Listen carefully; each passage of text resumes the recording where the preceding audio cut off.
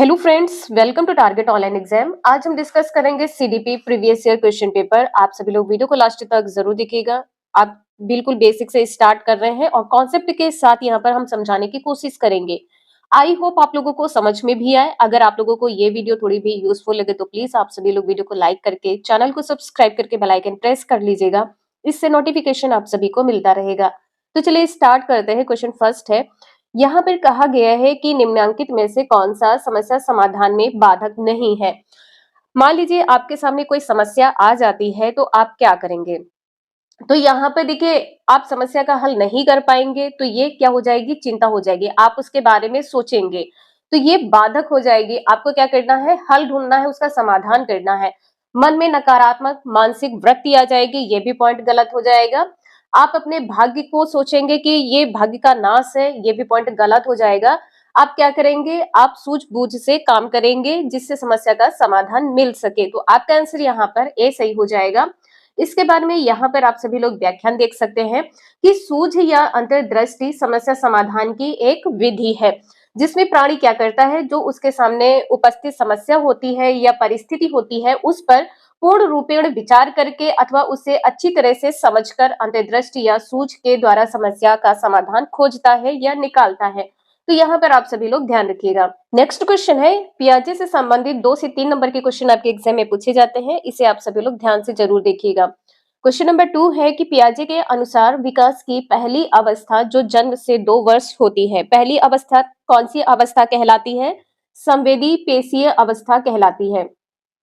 संवेदी पेशीय अवस्था कहलाती है और ये अवस्था जन्म से 2 वर्ष होती है। के दौरान बच्चा डैश सबसे बेहतर सीखता है। तो किसके द्वारा सबसे बेहतर सीखता है? तो 2 वर्ष की अवस्था में बालक इंद्रियों के द्वारा सबसे बेहतर तरीके से सीखता है। आपका आंसर यहाँ पर सी सही हो जाएगा। और यहाँ पर आप सभी लोग ध्यान रखिएगा, जो जन्म से 2 वर्ष की अवस्था होती है इसमें बच्चा क्या करता है, सहज क्रियाएं करता है। इसमें बच्चा सहज क्रियाएं करता है। और जैसे छोटा बालक है, जन्म से 2 वर्ष की अवस्था का जो बालक है, इसमें चूसने की जो क्रिया होती है, जैसे अंगूठा चूसना, पैर का अंगूठा चूसना, तो ये क्या क्रियाएं सबसे प्रबल होती हैं। जैसे अंगूठे को चूसना, ये क्रिया क्या होती है, प्रबल होती है, प्रबल क्रिया होती है। इसे आप सभी लोग ध्यान रखिएगा। एक क्वेश्चन है जो आपके एग्जाम में सबसे ज्यादा पूछा जाता है कि वस्तु स्थायित्व का गुण किस अवस्था में विकसित होता है। तो वस्तु स्थायित्व का जो गुण होता है ये 0 से 2 वर्ष की अवस्था में विकसित होता है। वस्तु स्थायित्व, यहाँ पर ध्यान रखिएगा, वस्तु स्थायित्व ये जो गुण है जन्म से 2 वर्ष की अवस्था में विकसित होता है। यहाँ पर आप सभी लोग देख पा रहे हैं कि जो 0 से 2 वर्ष की अवस्था होती है इसके बारे में क्या कहा गया है।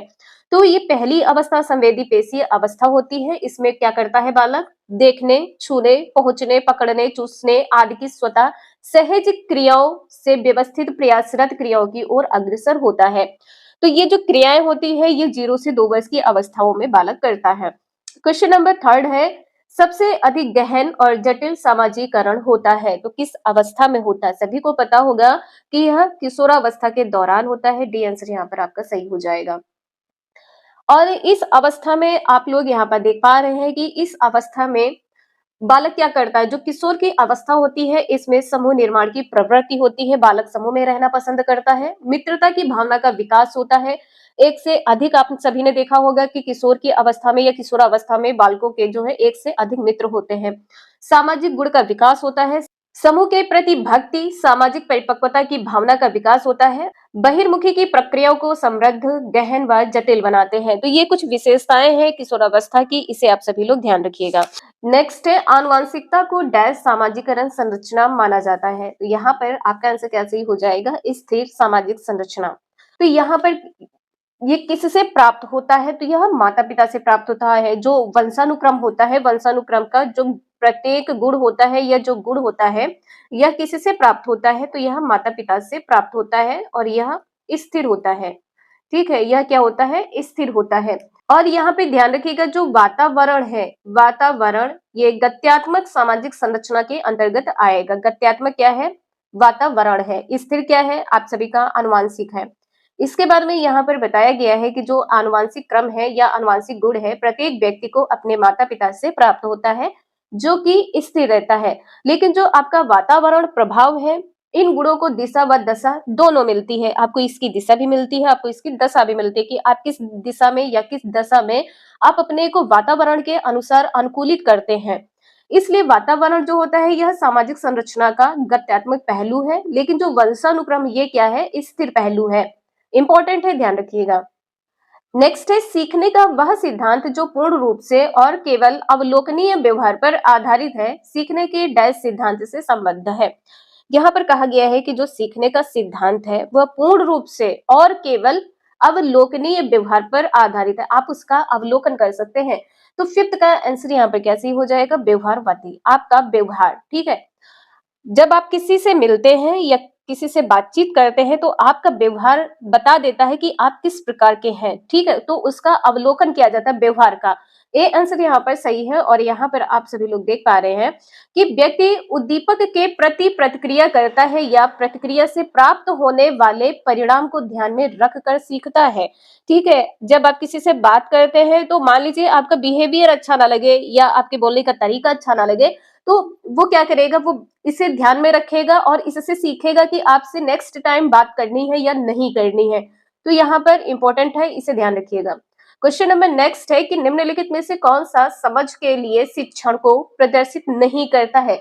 समझ के लिए शिक्षण, तो यहाँ पर आपका आंसर क्या सही होगा। देखिए यहाँ पर जब भी याद करने की बात आ जाए तो ये पॉइंट आपका गलत हो जाएगा। जो समझ के लिए शिक्षण यहाँ पर नहीं होगा, बी आंसर सही हो जाएगा। अब यहाँ पर सही क्या है, तो इसे आप सभी लोग समझिएगा कि जो समानता है और अंतर है, ये देखने और सादृश्यता स्थापित करने के लिए विद्यार्थियों की सहायता करना चाहिए। ठीक है, कि बच्चा किस प्रकार से दो चीजों में समानता या दो चीजों में अंतर या दो चीजों को आपस में किस प्रकार से देख सकता है, इसमें विद्यार्थियों की सहायता करना पॉजिटिव पॉइंट है, ध्यान रखिएगा। नेक्स्ट पॉइंट है कि परिघटना या अवधारणा को अपने शब्दों में अभिव्यक्त करने के लिए विद्यार्थियों को कहना। मान लीजिए आपने कोई कहानी बताई है, कोई विद्यार्थी ने घटना देखी है, तो विद्यार्थी क्या करेगा कि अपने शब्दों में अभिव्यक्त करे। तो ये इसको करने के लिए आप क्या कहेंगे, बच्चों को प्रेरित करेंगे। तो ये भी पॉजिटिव पॉइंट है, इसे ध्यान रखिएगा। नेक्स्ट है नियम कैसे काम करता है, इसे स्पष्ट करने हेतु उदाहरण उपलब्ध कराने के लिए विद्यार्थियों को पढ़ाना। ये भी पॉइंट इंपॉर्टेंट है कि यहाँ पर जैसे बालक ने उदाहरण लिया है, अब उसे समझ में नहीं आ रहा है कि वो किस प्रकार से उदाहरण सॉल्व करेगा। वो क्या करेगा, नियम देखेगा, इसके बाद में एक्सरसाइज करना शुरू कर देगा। लेकिन आपको क्या करना है, उदाहरण के माध्यम से बताना है कि यह नियम कैसे यहाँ पर उदाहरण में फॉलो होगा, या उदाहरण में जो क्वेश्चन दिया है उसे आप किस प्रकार से नियम के द्वारा सॉल्व कर सकते हैं। तो इसे आप क्या करेंगे, बच्चे को पढ़ाएंगे। तो ये भी पॉइंट यहाँ पर आपका पॉजिटिव है, ध्यान रखिएगा। नेक्स्ट है निम्नलिखित में से कौन सी विशेषता आंतरिक रूप से अभिप्रेरित बच्चों के लिए नहीं है, सही नहीं है, ये बताना है। तो देखिए यहाँ पर क्या हो जाएगा, जो आंतरिक रूप से अभिप्रेरित बच्चों के लिए सही नहीं है कि बच्चे हमेशा ही सफल होंगे या सदैव सफल होंगे, तो ये पॉइंट यहाँ पर आपका गलत हो जाएगा। 7 का सी आंसर यहाँ पर सही है। क्वेश्चन नंबर 8 यहाँ पर है, एक शिक्षिका है अपनी कक्षा को प्रतिभाशाली बच्चों की योग्यताओं की उपलब्धि चाहती है। अपने उद्देश्य की प्राप्ति के लिए उसे निम्नलिखित में से क्या नहीं करना चाहिए। एक शिक्षिका को क्या नहीं करना है, तो पहली बात यहाँ पर समकक्षियों से अलग नहीं करना है। ठीक है, तो यहाँ पर क्या हो जाएगा, विशेष ध्यान के लिए उन्हें समकक्षियों से अलग नहीं करना है, इसे ध्यान रखिएगा। यहाँ पर कहा गया है कि जो प्रतिभाशाली बच्चे हैं उनकी योग्यता की उपलब्धि चाहती, तो जो प्रतिभाशाली बच्चे हैं उन्हें अलग नहीं करना है किससे, समकक्षियों से। जो कक्षा में अदर बच्चे हैं या जो अन्य स्टूडेंट हैं उन्हें आपको अलग नहीं करना, दोनों को पृथक नहीं करना। जब भी अलग या पृथक करने की बात आ जाए तो आपका आंसर गलत हो जाएगा, निगेटिव हो जाएगा, इसे ध्यान रखिएगा। क्वेश्चन नंबर नेक्स्ट है, छोटे शिक्षार्थियों में निम्नलिखित में से कौन सा लक्षण पठन कठिनाई का नहीं है। पठन कठिनाई का क्या नहीं है, बच्चों की बात यहाँ पर की गई है, तो बच्चे समझने में कठिनाई, मान लीजिए बच्चे समझ नहीं पाए हैं तो यहाँ उनकी पठन कठिनाई नहीं होगी। इसे सब यहाँ पे ध्यान रखिएगा कि शब्दों और विचारों को समझने में कठिनाई छोटे बच्चों का लक्षण नहीं है, ध्यान रखिएगा। लक्षण क्या है, जैसे सुसंगत वर्तनी, मान लीजिए बालक बोल नहीं पा रहा है या बालक शब्द और वर्ण को पहचान नहीं पा रहा है। उसके जो पढ़ने की गति है, मान लीजिए कोई बच्चा धीरे पढ़ रहा है, कोई बच्चा तेज पढ़ रहा है तो प्रवाह में कठिनाई हो सकती है। ठीक है, जो यहाँ पर नहीं होगा वो ए आंसर सही हो जाएगा। नेक्स्ट है शिक्षार्थियों को आत्म नियमन डैश की ओर संकेत करता है। बालक क्या करता है, स्वयं सोचता है, विचारता है। तो यहाँ पर क्या सही हो जाएगा, अपने सीखने का स्वयं पर्यवेक्षण करने की उनकी योग्यता या उसकी योग्यता। ठीक है, आपका आंसर यहाँ पर सी सही हो जाएगा, अपने सीखने का स्वयं पर्यवेक्षण करने की उनकी योग्यता। अपने द्वारा किया गया अधिगम या अपने द्वारा सीखा गया, तो यहाँ पे ध्यान रखिएगा, अपने द्वारा अधिगम इंपॉर्टेंट है। ना समझ में आया हो तो प्लीज आप सभी लोग कमेंट करके जरूर पूछ लीजिएगा। नेक्स्ट क्वेश्चन है, निम्नलिखित में से किस कथन को सीखने के लिए लक्षण के रूप में नहीं माना जा सकता है। तो सीखने के लक्षण के रूप में किसे नहीं माना जा सकता है, यहाँ पर यह बताना है। तो व्यवहार का अध्ययन सीखना, व्यवहार का अध्ययन सीखना ये किसी भी प्रकार का एक सीखने का लक्षण नहीं है। देखिए, मान लीजिए आप खाली बैठे हैं, आप कुछ भी नहीं सीख रहे, फिर भी आपका जो दिमाग है, आपका माइंड है, कहीं ना कहीं चल रहा है, तो आप तब भी कुछ ना कुछ सीख रहे होते हैं। ठीक है, आप यदि खाली बैठे हैं, यदि आप कुछ कार्य नहीं कर रहे, फिर भी आप सीख रहे होते हैं, तो ये पॉइंट यहाँ पर पॉजिटिव है, ध्यान रखिएगा। सीखना एक प्रक्रिया है जो व्यवहार में मध्यस्थता करती है, आपके व्यवहार को बताती है कि आप किस प्रकार से सीख रहे हैं, किस प्रकार से आप कर रहे हैं। ठीक है, तो ये भी जो पॉइंट है पॉजिटिव है। सीखना कुछ ऐसी चीज जो कुछ अनुभव के परिणाम स्वरूप घटित होती है, ये भी पॉइंट यहाँ पर आपका सही हो जाएगा, पॉजिटिव है, ध्यान रखिएगा। यहाँ पर कहा गया है कि आप अपने अनुभव से भी सीखते हैं, अनुभव के परिणाम स्वरूप जो घटित होता है उससे भी आप सीखते हैं, तो ये पॉजिटिव है, ध्यान रखिएगा। क्वेश्चन नंबर 12 है, यहाँ पर कहा गया है सिद्धांत के रूप में रचनावाद, मतलब क्रिएट करने की बात यहाँ पर की गई है। तो यहाँ पे देखिए, याद करना कहा गया है कि सूचनाओं को याद करने और अपना स्मरण द्वारा जांच करने पर बल देता है। जांच करना, देखिए यहाँ पर कहा गया है याद करना और बल देना, ये दोनों निगेटिव पॉइंट है, इससे ध्यान रखिएगा, यहाँ पर आपका आंसर गलत हो जाएगा। नेक्स्ट है, शिक्षक की प्रभुत्वशाली भूमिका पर बल देता है, ये भी पॉइंट यहाँ पर गलत हो जाएगा। अनुकरण की भूमिका पर केंद्रित है, यदि आप शिक्षक ने आपको कुछ सिखाया है तो आप क्या कर रहे हैं, शिक्षक को सिर्फ कॉपी कर रहे हैं, शिक्षक के द्वारा बताया गया है तो उसी को आप फॉलो कर रहे हैं, तो ये पॉइंट यहाँ पर गलत हो जाएगा। दुनिया के बारे में अपना दृष्टिकोण निर्मित करने में शिक्षार्थी की भूमिका पर बल देता है। अब यहाँ पर आप लोग निगेटिव मत देखिएगा कि यहाँ पर भी बल लिखा है, कुछ ऐसे पॉइंट होते हैं जिसे आप कैच कर सकते हैं। यहाँ पर रचना का मतलब ही होता है क्रिएट करना, ठीक है, और यहाँ पर क्या कहा गया है, निर्मित करना, मतलब रचना करना, क्रिएट करना। आपका आंसर यहाँ पे डी सही हो जाएगा, दुनिया के बारे में अपना दृष्टिकोण निर्मित करने में शिक्षार्थी की भूमिका पर बल देता है। क्वेश्चन नंबर 13 है, यहाँ पर कहा गया है कि जो अवधारणा का विकास मुख्य रूप से डैश का हिस्सा है।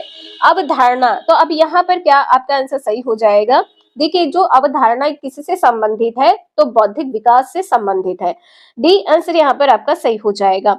अवधारणा क्या होती है, सोचने के लिए उसकी छवि जो होती है मस्तिष्क पर पड़ती है, सोचने की जो छवि होती है कहाँ पर पड़ती है, मस्तिष्क में पड़ती है, तो यहाँ पर आपका आंसर डी सही हो जाएगा। नेक्स्ट है व्यक्तिगत, मतलब जो पर्सनल की बात यहाँ पर की गई है।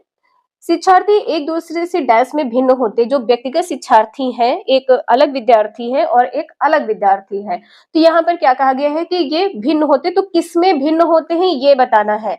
देखिए, यहाँ पर आपका आंसर डी सही हो जाएगा, विकास की दर में भिन्न होते हैं। देखिए, कुछ बच्चे जल्दी ग्रो कर जाते हैं, ठीक है, कुछ बच्चे जल्दी ग्रो कर जाते हैं और कुछ बच्चे लेट में ग्रो करते हैं। आपने देखा है किसी की हाइट जो होती है बहुत ही ज्यादा होती है और किसी की हाइट बहुत कम होती है, किसी की हाइट मीडियम होती है, तो उनकी जो दर होती है किस प्रकार से वो विकसित हो रहे हैं, तो यहाँ पर आपका आंसर डी सही हो जाएगा, विकास की दर बच्चों में अलग अलग होती है।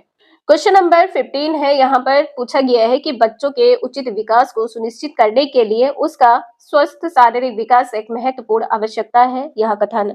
तो देखिए, बिल्कुल सही है, यहाँ पर ये क्या हो जाएगा, सही है।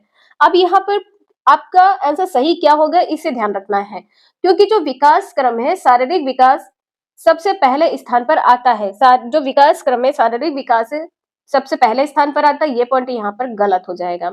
सही है, क्योंकि शारीरिक विकास जो होता है यह विकास के अन्य पक्षों के साथ अंतर संबंधित है, आपका आंसर यहाँ पर बी सही हो जाएगा। तो ये इंपॉर्टेंट क्वेश्चंस हैं, ये सीरीज आप सभी की कंटिन्यू रहेगी, तो प्लीज आप सभी लोग चैनल को सब्सक्राइब जरूर कर लीजिएगा। और ये वीडियो आप लोगों को थोड़ी भी पसंद आई हो तो प्लीज आप सभी लोग वीडियो को लाइक जरूर कर दीजिएगा। तो मिलते हैं नेक्स्ट क्लास में। वीडियो यूजफुल लगे लाइक करें, चैनल को सब्सक्राइब करें एंड शेयर करें। Thank you for watching this video.